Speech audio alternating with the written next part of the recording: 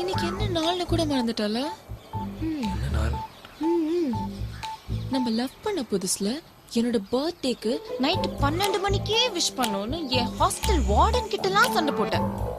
அடுத்த பர்த்டேக்கு காலையில 10 மணிக்கு கால் பண்ணி கோவிலுக்கு போலான்னு சொன்னேன். அதுக்கு அடுத்த பர்த்டேக்கு சாயங்காலம் 4 மணிக்கு கால் பண்ணி ஹாய் அப்படின்னு என் பர்த்டே மறந்துட்டியான்னு கேட்டதுக்கு என் லைஃப் ஃபுல்லா உன் பர்த்டே எப்படி மறப்பேறேனும்னு கேட்டால் தானே நீ. ஆனா இன்னைக்கு என் பர்த்டே நீ மறந்துட்டு. Check check check. Hey Renu, என் லைஃப்ல நடந்த ஒரே நல்ல விஷயம் நீதான். நீ மட்டும் இல்லைன்னா என்னைக்கோ என்னையும் அந்த மனநல காப்பகத்தில் சேர்த்துருப்பாங்க ரேணு. நான் உன்கிட்ட ஐ லவ் யூ சொன்னதை விட சாரி சொன்னது தான் அதிகம். ஆனால் நான் இன்னைக்கு சாரி சொல்ல மாட்டேன், பொய் சொல்ல மாட்டேன். ஏன் தெரியுமா? ஏனென்றால் உன் பிறந்த நாள்.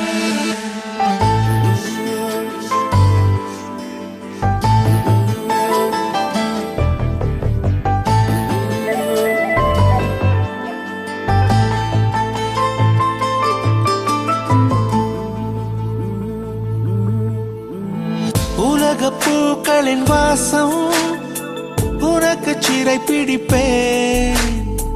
உலர்ந்த மேகத்தை கொண்டு நிலவின் கரை துடைப்பேன். ஏனென்றால் உன் பிறந்த நாள். ஏனென்றால் உன் பிறந்த நாள்.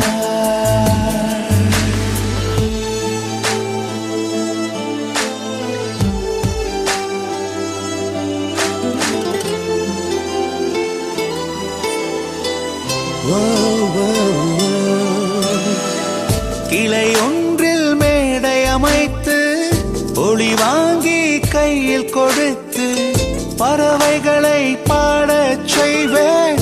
இலை எல்லாம் கைகள் தட்ட அதில் வெல்லும் பறவை ஒன்றை உன் காதில் கூவச் செய்வேன். உன் அறையில் கூடு கட்டிட கட்டளையிடுவேன். அதிகாலை உன்னை எழுப்பிட உத்தரவிடுவேன். ஏனென்றால் உன் பிறந்த நாள். ஏனென்றால் உன் பிறந்த நாள்.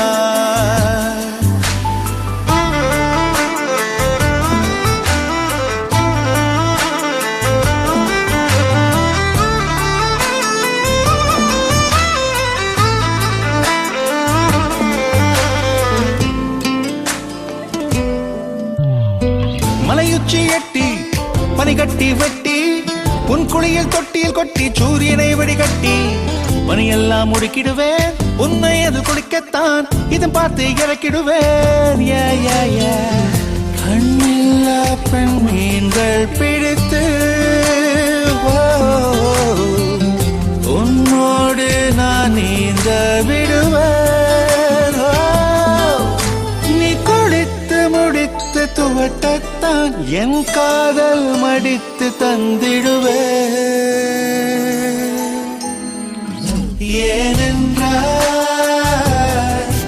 உன் பிறந்த நாள். ஏனென்றால் உன் பிறந்த நாள். ஓ ஓ ஓ ஓ